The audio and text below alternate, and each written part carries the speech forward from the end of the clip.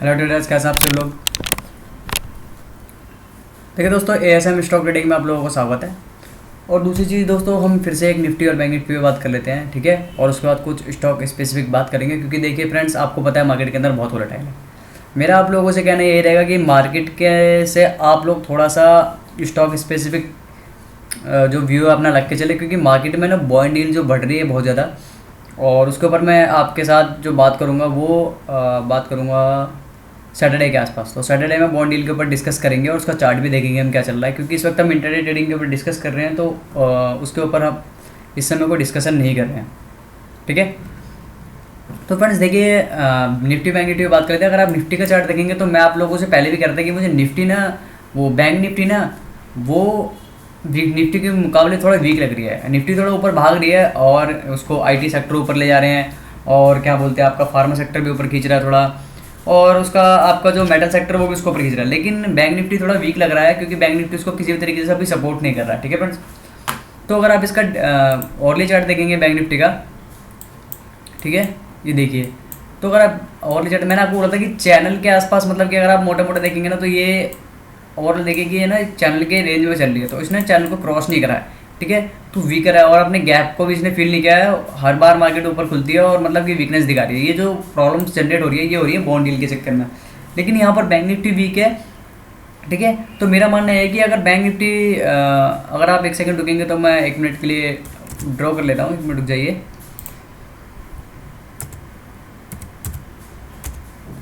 ठीक है, चलिए।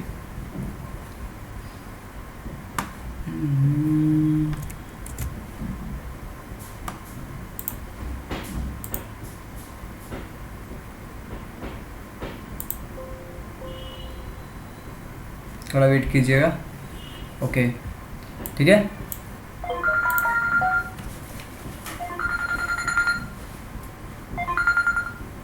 ठीक है फ्रेंड्स, तो देखिए अगर आप देख रहे होंगे कि यहाँ पर क्या है, ओवरऑल अगर आप देखोगे, अगर मैं इसको देखूँ कि ये देखिए, ये आपका इस तरफ से आया, ठीक है, चैनल में गया, लो आया, हाई आया, फिर अगेन लो बनाया। और अगर मैंने आपको बोला है यहाँ पर देखिए चॉपीनेस आ रही है बार बार, मतलब कि ये जो चैनल, ये जो मैंने ड्रॉ कर रखा है, इसके ऊपर सस्टेन नहीं हो पा रही है, ठीक है। तो मुझे ऐसा लगता है अगर निफ्टी इसके नीचे, आपका ओवरऑल क्या हुआ है यहाँ पर आकर के, क्या दिया, क्लोजिंग दिया है। अगर निफ्टी इसके नीचे निकलता है, ठीक है, तो मुझे लगता है एक बार 35,000 के आसपास जाएगी निफ्टी, 35,000 के आसपास। Bank Nifty, sorry, bank Nifty वहाँ पर एक बार कुछ जा सकती है अगर नीचे खुलती है तो, ठीक है। 500 पॉइंट की डाउन साइड ले लिया, और उसके बाद मेरे ख्याल में अगेन ये दोबारा लो टच कर सकती है 34,500 का, ठीक है, ठीक है ना। और अगर ऊपर खुलती है तो मुझे लगता है कि एक बार ये फिर इस चैनल के आसपास तक जाएगी, ठीक है ना। ये चैनल का जो है, चैनल को टच करेगी, और चैनल को टच करने के बाद उसके बाद देखते हैं कि मार्केट के अंदर क्या मोमेंटम आता है, ठीक है फ्रेंड्स। तो चैनल के आसपास अगर आप देखोगे तो मोटा मोटा ये आपका, अगर आप यहाँ से इसको ड्रॉ करोगे तो ये 36,700 के आसपास का लेवल पड़ रहा है, ठीक है फ्रेंड्स, 36,700 के आसपास का लेवल पड़ रहा है। तो ये मेरा बैंक निफ्टी व्यू है कल के लिए। अगर आपको थोड़ा सा कोशिश रहना है और ट्रेडिंग जो करनी है आपको इस हिसाब से करनी है, ठीक है फ्रेंड्स। तो मेरा मानना है अगर गैप डाउन ओपनिंग होती है तो आप इसको 35,000 और 34,500 के लिए प्ले कर सकते हैं, क्योंकि फिर उसके बाद इसका डाउन साइड और क्लियर हो जाएगा, क्योंकि मैंने आपको बोला बैंक निफ्टी ज़्यादा वीक है निफ्टी के मुकाबले, ठीक है दोस्तों। बात कर लेते हैं निफ्टी पे, ठीक है फ्रेंड्स। तो बैंक निफ्टी का मैंने आपको मोटा मोटा व्यू बता दिया है। बैंक निफ्टी का व्यू होगा आपका कि अगर ये इसके नीचे खुलती है जो आज का क्लोजिंग था, तो फिर ये आपको सीधे 35,000 के आराम से इजीली लेवल दिखा देगा, ठीक है, क्योंकि उसके बाद कोई सपोर्ट नहीं पड़ रहा है, ठीक है दोस्तों। और अगर ये अपसाइड निकलती है तो अपसाइड आपको चैनल के आसपास ये ओवरऑल मोटा मोटा ये जो गैप है हमारा, या फिर चैनल सपोर्ट, ठीक है। तो अगर ये यहाँ जाएगी अपसाइड में, तो अपसाइड में आपको 36,750 यानी कि 36,500 के लेवल आपको अपसाइड में दिखा सकती है, ठीक है। तो मेरा मानना ये है कि मार्केट के अंदर थोड़ा सा आपको मतलब कि आराम से ट्रेड करना है, ठीक है फ्रेंड्स। ये हो गया हमारा बैंक निफ्टी व्यू, ठीक है दोस्तों। अब मैं बात कर लेता हूँ निफ्टी के ऊपर, ठीक है फ्रेंड्स। तो मैं निफ्टी 50 फ्यूचर के ऊपर बात करूँ, क्योंकि निफ्टी 50 मुझे बहुत ज़्यादा वोलेटाइल लग रहा है। उसका चार्ट मेरे, मतलब कि चार्ट को अगर हम एनालाइज करें, और मेरा कहने का मतलब है कि हम चार्ट वो एनालाइज करते हैं जो हमें समझ में आना चाहिए, ठीक है। तो निफ्टी 50 फ्यूचर का अगर हम चार्ट देखेंगे, तो अगर आप देखेंगे तो यहाँ पर ना एक ट्राइंगल पैटर्न की फॉर्मेशन ये बना रहा है, ठीक है दोस्तों, अगर आपको ये नज़र आ रहा है। तो अगर आप इसमें सिंपल सा लॉजिक, हमें इसमें ज़्यादा कॉमन सेंस नहीं लगाना, इसमें सिर्फ ये लगाना है, अगर ये निफ्टी अगर आपका इसके ऊपर निकलता है, यानी कि ये जो एरिया है आपका अगर आप देखोगे 15,200, ठीक है फ्रेंड्स। अगर 15,200 के ऊपर अगर सस्टेन करता है ये, तो फिर अगेन दोबारा 15,400 की जो इसका हाई था उसकी तरफ जाने की कोशिश करेगा ये, ठीक है फ्रेंड्स। मेरे ख्याल में 15,300 की, यानी कि अपना ओवरऑल जो इसने हाई लगाया था लाइट टाइम में उसके तरफ जाने की कोशिश करेगा, ठीक है फ्रेंड्स। ये फ्यूचर है, ठीक है। और अगर ये डाउन साइड में इसको क्रॉस करता है, गैप डाउन ओपनिंग देता है, तो फिर ये अगेन अपना लो टच करेगा, जो आप ये ओवरऑल जो लगा हुआ है इसका 14,900 के आसपास का, ठीक है दोस्तों। तो ये कल के लिए हमारे मतलब कि ट्रेडिंग स्ट्रेटेजी है कि हम इस तरीके से इसको ट्रीट करेंगे, ठीक है दोस्तों, ठीक है फ्रेंड्स। तो ये हो गया हमारा निफ्टी फ्यूचर का चार्ट, ठीक है दोस्तों। और उसके बाद चलते हैं हम तो कुछ स्टॉक से बात कर लेते हैं कि जैसे एक्सिस बैंक, ठीक है। एक्सिस बैंक मैं ले रहा हूँ क्योंकि मुझे बैंक निफ्टी थोड़ा सा वीक लगता है, तो उसके ऊपर डिस्कशन कर लेते हैं, ठीक है फ्रेंड्स। तो अगर एक्सिस देखेंगे तो सेम पैटर्न देखिए, अगर आपको इसमें एक ट्रायंगल पैटर्न का फॉर्मेशन मिल रहा है, मैं इस लाइन को थोड़ा सा बड़ा कर देता हूँ, आई मीन थोड़ा सा मोटा कर देता हूँ, ताकि आपको समझ में आए कि मैं क्या व्यू ले रहा हूँ, ठीक है दोस्तों। तो ये देखिए, और अगर कहाँ से देखोगे तो ये देखिए, ठीक है। तो इसमें कुछ सेंस लगाने की ज़रूरत नहीं है, इसमें सिर्फ आपको ये लॉजिक लगाना है, हमें थोड़ा सा चाहे वेट करना पड़ जाए लेकिन आराम से हमें ट्रेड करना है। अगर इसके नीचे की तरफ निकलता है, ठीक है, अगर नीचे की तरफ निकलता है तो आपका नीचे की साइड निकलता है, तो फिर इसका ये गैप डाउन यानी 710 तक के टारगेट आपके लिए खुल जाएंगे और उसके नीचे डाउन साइड आपको देखने के लिए मिल सकते हैं। और अगर अप साइड निकलता है ये, यानी कि 700 ये हो गया आपका 760 के आसपास, यानी अगर ये 7 से 60 के आसपास से वो क्रॉस करता है, तो फिर अगर आप ऊपर में मोटे मोटे में 780 तक के टारगेट देखने के लिए मिल सकते हैं। तो इस वक्त ये बीच में खड़ा हुआ एक्सिस बैंक, तो हम ऐसे स्टॉक्स बेस नजर रखते हैं क्योंकि ये जहाँ भी निकलेगा हमें बहुत अच्छा मतलब कि इंटरडे ट्रेडिंग के लिए मोमेंटम देगा, ठीक है फ्रेंड्स, ठीक है दोस्तों। और बात कर लेते हैं उसके बाद हमारा हो गया अल्ट्राटेक सीमेंट, ठीक है। तो अल्ट्राटेक सीमेंट जो था कल टॉप गेनर में, आज जो टॉप गेनर में भी था, और मुझे इसका चार्ट बहुत अच्छा लग रहा है क्योंकि अगर आप मोटा मोटा अल्ट्राटेक सीमेंट को देखोगे तो ये होगा इसका डेली का चार्ट, ठीक है दोस्तों। ये डेली चार्ट हो गया, तो मैं overly chart sorry monthly chart हो गया, डेली चार्ट में चलता हूँ, ठीक है फ्रेंड्स। ये देखिए, तो ठीक है दोस्तों। तो अगर आप इसका ओवरली चार्ट देखोगे तो यहाँ पर ओवरऑल अगर आप इसमें देखोगे तो ये जो चैनल का जो रेंज थी, ठीक है, तो ये इसके ऊपर आराम से मतलब सस्टेन करके और एकदम दोबारा से न्यू हाई बनाया है, ठीक है। तो मेरा मानना ये है, अगर थोड़ा सा भी कोई डिप मिलता है इसमें, आपको कोई भी थोड़ा डिप मिलता है, ठीक है, तो उसके बाद आपको इसको बाय करने की मेरा सजेशन होगा। और इसमें आपको डिप कहाँ तक मिल सकता है तो मैं आप लोगों को बताता हूँ। तो आप इसको मोटा मोटा जो है आप इसको देखिए, ठीक है। तो ये 6,666 पे अगर यहाँ पर आपको मिलता है, ठीक है, तो आप इसमें इसको बाय करके चलेगा, यानी कि 500 पॉइंट की रैली अगर आप देखोगे, यहाँ 100-150 पॉइंट की रैली है, अगर आप यहाँ पर सोचोगे कि हम इसको शॉर्ट क्यों नहीं करते, तो शॉर्ट करने का मेरा रीज़न ये होगा कि अगर आप इसको शॉर्ट करने के लिए जाएंगे तो हो सकता है कि ये आपको ट्रैप कर ले, ठीक है, क्योंकि मोमेंटम इसमें आई है। तो मेरे को लगता है कि आप इसके अंदर थोड़ा सा अगर ये नीचे मिलता है, ठीक है, मार्केट थोड़ी कमज़ोर है, तो ये आपको नीचे मिलने की कोशिश करेगा। हो सकता है कि मार्केट थोड़ा सा डाउन में खुले या अप साइड खुले, ठीक है।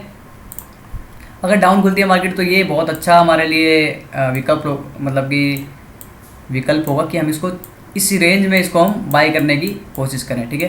तो थोड़ा सा वेट करेंगे और वेट करने के बाद इसको हम बाय करेंगे, ठीक है। तो आप काफ़ी अच्छे टारगेट दे सकता है, या अगेन दोबारा अपना हाई की तरफ जा सकता है, तो वेट करिएगा इस पर, ठीक है। तो मुझे लगता है कि ये मार्केट अगर नीचे खुलती है तो यह आपको ईजीली 666 यानी 4 टाइम्स 6 के आसपास ईजीली आपको मिल सकता है। यहाँ से बाय करने का मेरी कॉल होगी, बाई कीजिएगा इस रेंज में आकर के, ठीक है, और फिर उसके बाद ये अपसाइड निकल जाएगा, ठीक है दोस्तों। फिर और कौन सा स्टॉक है हमारा हो गया विप्रो पे बात करते हैं। देखिए विप्रो जो आईटी सेक्टर है, वो मैंने आपको बोला था आईटी सेक्टर क्या है, वो निफ्टी को क्या कर रहा है, सपोर्ट कर रहा है। तो आईटी सेक्टर की बात कर लेते हैं, अगर आप देखोगे तो, ठीक है, ठीक है। तो देखिए यहाँ पर विप्रो का चार्ट मुझे काफ़ी ईजी लग रहा है, अगर आप देखो चैनल के आसपास ही, ठीक है, ये इस तरीके से आपका लो आया, हाई लगा एंड लो लगा, और फिर उसके बाद ये चैनल को तोड़ने की कोशिश कर रहा है पूरी, ठीक है। तो मेरा मानना ये है कि ये जो एरिया है इसका जो भी हाई लगा है, यहाँ पर आपको दिखा देता हूँ मैं, ठीक है फ्रेंड्स। देखिए ये हाई लगा है 4,446 का, अगर 4,446 के ऊपर निकलता है तो फिर ये अगेन अपने हाई की तरफ जाएगा, यानी यानी 20-30 पॉइंट का मूवमेंट इसके अंदर आ सकता है विप्रो के अंदर, यानी कि 470 तक इसको टारगेट आराम से आप कैप्चर कर सकते हो। लेकिन कंडीशन सिर्फ एक है कि ये 446 के ऊपर निकलना चाहिए। और मुझे लगता है कि अगर ये गैप अप ओपनिंग होता है आपका, जैसे मैं जिस तरीके से मैंने आपको बताया था, अगर ये गैप अप ओपनिंग होता है तो गैप अप ओपनिंग होने के बाद इसको हम बोलते हैं ब्रेक अवे गैप, यानी कि रेसिस्टेंस जोन के आसपास है। ठीक है, रेसिस्टेंस जोन के आसपास से तो अगर आप देखोगे तो रेसिस्टेंस जोन को क्रॉस करेगा ये 446 पे, ये ऊपर निकलता है तो आप इसमें सीधे सीधे इसमें बाय करने की सजेशन होगा मेरा। अगर आप देखोगे तो 20 day moving average, 50 day moving average support लेकर के गया हुआ है। ठीक है, स्टॉक 20 डे मूविंग एवरेज के नीचे फिसलने की कोशिश तो की थी, लेकिन अगेन इसने सपोर्ट लेकर के ये ऊपर की तरफ निकला, यानी कि स्टॉक के अंदर मोमेंटम बहुत हाई है।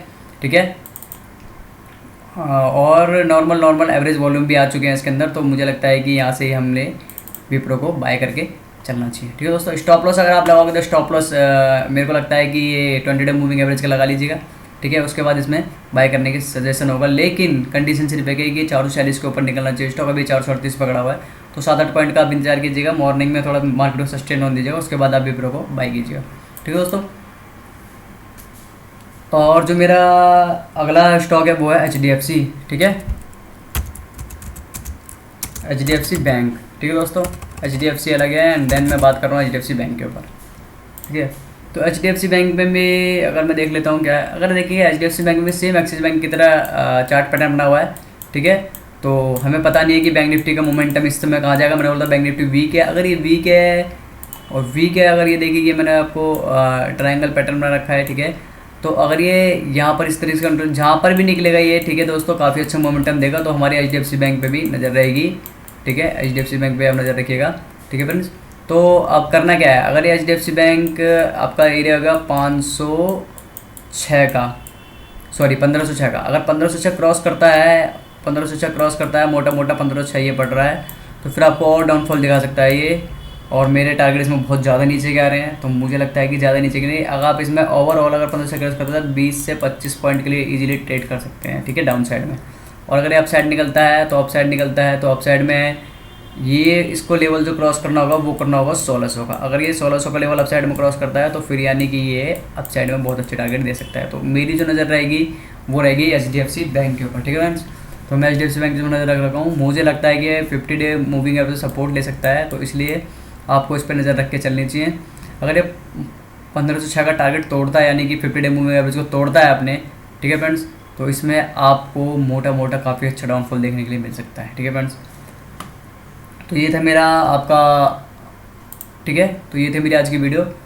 और मेरा सजेशन ये होगा कि मार्केट के अंदर आप स्टॉक स्पेसिफिक चल करके चलें, क्योंकि मार्केट के अंदर बहुत वोलेटाइल है। बॉन्ड डील में जो आप देख रहे हो कि बॉन्ड डील बढ़ चुकी है 10 ईयर जो US की है। ठीक है, तो वहाँ पर मैंने उसका चार्ट देखा था, मैं आप लोगों के सामने उसको ड्रॉ करके नहीं दिखा रहा हूँ क्योंकि टाइम थोड़ा सा कम है इस चक्कर में।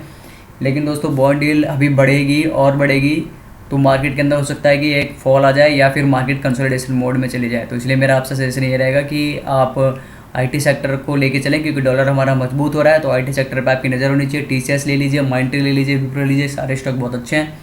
अभी TCS के अंदर एक करेक्शन आया था, तो वहाँ से वो TCS बहुत अच्छा पुल बैक मार रहा है। ठीक है, तो हम ये सारा डिस्कशन करेंगे सैटरडे को हम इस पर डिस्कशन करेंगे कि मार्केट क्या चल रही है, क्योंकि हमारा लास्ट ट्रेडिंग डे है फ्राइडे का, तो उसके लिए मैंने आपको ये कॉल दी है। तो thank you for watching my video friends, फिर मिलते हैं नेक्स्ट वीडियो में, बाय बाय।